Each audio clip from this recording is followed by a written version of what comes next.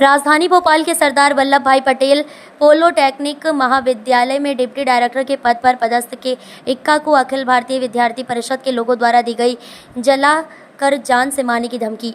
पीड़िता प्रोफेसर ने कॉलेज प्रशासन पर भी लगाए गंभीर आरोप। पीड़िता का कहना है कि महाविद्यालय राजनीति के चलते गंभीर आरोप लगाए जा रहे हैं। वहीं भीड़ के सामने प्राचार्य द्वारा बिना सुरक्षा के महिला प्रोफेसर को बुलाया जाना भी गैर जिम्मेदाराना रवैया है। उस समय जान माल की हानि हो सकती थी। टेक्निक महाविद्यालय के परिसर के बाहर एक बड़ी घटना यहां सामने निकल के आई है। कल कुछ अखिल भारतीय विद्यार्थी परिषद के सदस्य के द्वारा इस परिसर के अंदर एक बड़ा हंगामा किया गया, जिसको लेकर के यहां पर आज तमाम लोग मौजूद हैं और विस्तृत जानकारी हम जो पीड़िता है उनसे लेंगे। मैं बताता चलूं, यहाँ पे कल जो घटना हुई है उसमें एक जो यहाँ के एक लंबे समय से पदस्थ एक प्रोफेसर हैं और डिप्टी डायरेक्टर के पद पे हैं, स्पोर्ट टीचर हैं और लगातार एक लंबे समय से यहाँ अपनी सेवाएं दे रही हैं। वहां पे कुछ लोग आते हैं एक बड़ी संख्या में और आकर के सीधा उनके ऊपर धर्मांतरण का आरोप लगाते हैं और तमाम प्रकार से षड्यंत्र पूर्वक इस प्रकार की घटना पूरी होती है, जिसमें कुछ यहाँ के जो अधिकारी कर्मचारी हैं उनकी भी संलिप्तता पाई जा रही है। और यहाँ पर हम सीधी चर्चा करेंगे। जो पीड़िता है यहाँ पे डिप्टी डायरेक्टर पद पे है, यहाँ पे मौजूद है। हाल ही में अभी जिस प्रकार से वो थाने में एक सूचना दे के आई है, पूरी जानकारी लेंगे क्या है पूरी घटना। जी मैडम, क्या नाम है आपका? मेरा नाम श्रीमती कीर्ति किरण इक्का है। मैं एसबी पॉलिटेक्निक में असिस्टेंट डायरेक्टर फिजिकल एजुकेशन हूँ। मैं विगत 27 साल से यहाँ पर कार्य कर रही हूँ, लेकिन कल जैसी घटना मेरे साथ हुई, ये मेरे साथ घटना नहीं कहेंगे, ये मेरे साथ दुर्घटना है। उन्होंने मुझे टारगेट करके मेरे ऊपर एक आदिवासी महिला के ऊपर धर्म परिवर्तन का आरोप लगाया है, जबकि मैं यहाँ पर चाहे वो गरबा हो जाए, चाहे विश्वकर्मा पूजा हो जाए, चाहे तमाम हर तरह की जो भी सांस्कृतिक गतिविधि होती है, इसमें मैं संलिप्त रहती हूँ। बच्चों के साथ जोर शोर के साथ भाग लेती हूँ। जहाँ भी बच्चों को ले जाना रहता है मैं ही लेकर जाती हूँ, मैं लेकर जाती हूँ। और मुझे इस तरह का आरोप किया गया धर्मांतरण, और बोले साले आदिवासी, तुमको यहाँ से देश छोड़ के चले जाना चाहिए, तुम यहाँ बैठकर धर्मांतरण की बात कर रहे हो। इस तरह की बातें मेरे साथ हुई हैं कल। और जब मैंने उसका विरोध किया कि 27 साल में एक भी बच्चे का मैंने धर्मांतर किया हो तो मुझे बता दिया जाए, तो मुझे धमका कर और जान से मारने की धमकी दी गई एबीवीपी के छात्रों द्वारा। ये पूरी घटना के पीछे किस प्रकार से देखते हैं आपकी कहाँ से इसकी उत्पत्ति हुई पूरी की, किस प्रकार से घटना हुई?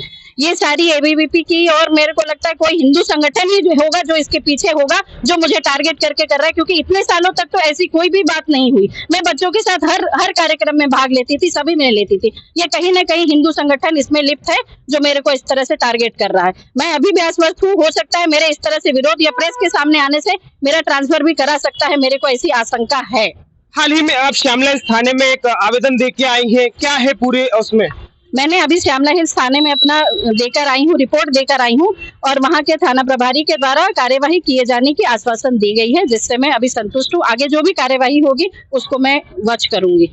लगातार एक लंबा समय देने के बाद में एक शिक्षिका के ऊपर, एक प्रोफेसर के ऊपर इस प्रकार का आरोप लगाया जाता है, वो भी द्वेषपूर्ण, वो भी एक प्रकार से षड्यंत्र पूर्वक। और लगातार आप देख रहे हैं किस प्रकार से मसीह समाज के ऊपर, एक विशेष कम्युनिटी के ऊपर लगातार आरोप लगाए जा रहे हैं, जो निराधार होते हैं। एक लंबी जांच चलती है, एक लंबी प्रक्रिया चलती है और निर्दोष और निराधार पाए जाते हैं। मेरे साथ इस वक्त सर्व ईसाई महासभा के राष्ट्रीय अध्यक्ष भी मौजूद हैं, क्योंकि अभी जिस प्रकार से जानकारी मिली है कि हाल ही में आपको सूचित किया गया था, तो वो मौके पे पहुंचे, उनसे भी चर्चा करेंगे क्या है पूरा मामला। जी सर, क्या है पूरा मामला? देखिए, क्योंकि जैसा कि हमारी बहन ने, कीर्ति किरण जी ने फ़ोन पे सूचना दी कि उनके साथ इस तरह की घटना हुई है, तो हम लोग सभी सामाजिक लोग एकत्रित हुए हैं। और ये बेहद ही निंदनीयपूर्ण है कि एक आदिवासी महिला के साथ इस तरह का व्यवहार किया गया, उनको जलाने की धमकी दी गई, उनको आदिवासी होने पर विदेश जाने के इस तरह की टिप्पणी की गई। ये बेहद ही निंदनीय है, क्योंकि ये एक ज्ञान का मंदिर है, एक कॉलेज है, यहाँ पर शिक्षा दी जाती है। जैसा कि हम लोगों ने अभी अंदर जाके उनके फोटोग्राफ देखे, वीडियो देखे कि उन्होंने किस तरह से सेवाएं दी हैं इस स्कूल में। उन्होंने सांस्कृतिक कार्यक्रम और जो गरबा कराना, यहाँ पर विश्वकर्मा जयंती मनाना, अन्य प्रकार के जो कार्यक्रम किए हैं वो सराहनीय है। लेकिन जिन लोगों ने इस तरह से झूठा आरोप लगा करके, क्योंकि आजकल हम देख रहे हैं कि कहीं भी क्रिश्चियन होना एक गुनाह हो गया है। आदमी को यदि मिल गया कि ये महिला, ये पुरुष क्रिश्चियन है, उठा करके झूठे आरोप लगा देते हैं, धर्मांतरण का आरोप लगा देते हैं। ताकि उनकी छवि खराब हो, उनकी जो सेवाएं हैं, शासकीय सेवाएं, वो कहीं ना कहीं प्रभावित हो। तो इस पे अभी हम लोग सब मिलकर के थाना प्रभारी जी के पास में गए थे, आवेदन दे करके आए हैं। इस पर उचित कार्रवाई की हम लोगों ने मांग करी है और उम्मीद है कि वो इस पे निष्पक्ष और उचित कार्रवाई करके सुरक्षा प्रदान करेंगे, न्याय दिलाएंगे। जरीपोल जी, लगातार आरोप लगाए जा रहे हैं और अब टारगेट किया जा रहा है कहीं ना कहीं जो शासकीय सेवा में जो कार्यरत हैं उन लोगों के ऊपर, जो संस्थान चला रहे हैं उन लोगों के ऊपर। किस प्रकार से देखते हैं इसको?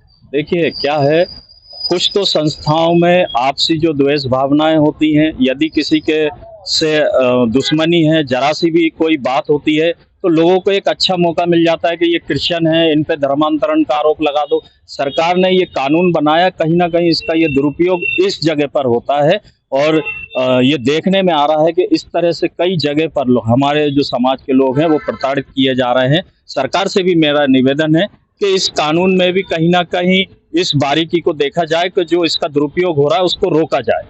शिक्षा का मंदिर है जहां से बच्चा पूरे जीवन भर के लिए एक शिक्षा लेके निकलता है, आपसी भाईचारे की, आपसी मिलन की पूरी संदेश लेके निकलता है। वहीं इस प्रकार की अगर उपज निकल रही है और इस प्रकार से बच्चे अगर आरोप अपने शिक्षिका के ऊपर ही लगा रहे हैं तो इसे भविष्य में किस प्रकार से देखते हैं? देखिए, यहाँ पर बच्चों का भविष्य बनाने का काम होता है।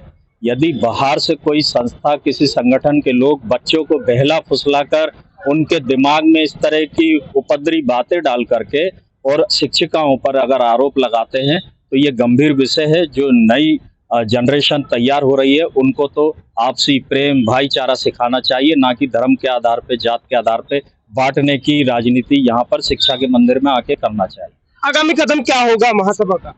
देखिए, हम लोग न्याय की मांग करते हैं हमारी समाज की बहन बेटियों के लिए। यदि सरकार नहीं सुनती है तो इसमें क्रिश्चियन समुदाय, आदिवासी समुदाय सब मिलकर के हम लोग एक बड़े पैमाने पर इस पे कार्रवाई के लिए आगे का कदम उठाएंगे। दर्शकों, ये थे हमारे साथ में जरीपोल जी, सर्व ईसाई महासभा के राष्ट्रीय अध्यक्ष। मौके पर जैसे ही सूचना मिली कि समाज के किसी व्यक्ति